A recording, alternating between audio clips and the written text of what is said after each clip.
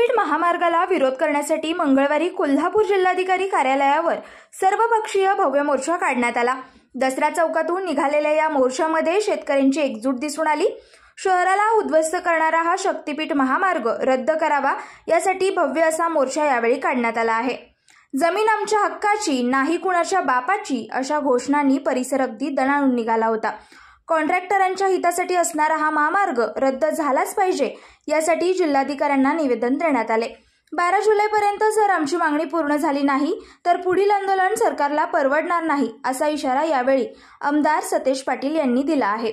या मोर्चात खासदार शाहू महाराज छत्रपती, आमदार सतेज पाटील, संभाजीराजे छत्रपती, आमदार जयश्री जाधव, माजी खासदार राजू शेट्टी, आमदार ऋतुराज पाटील, आमदार राजू आवळे, गिरीश फोंडे, संजय बाबा घाटगे, भारत पाटणकर, शिवसेनेचे उपनेते संजय पवार, जिल्हा परिषदेचे माजी सदस्य राहुल आवाडे, सम्राट मोरे यांच्यासह हजारो शेतकरी सहभागी झाले होते।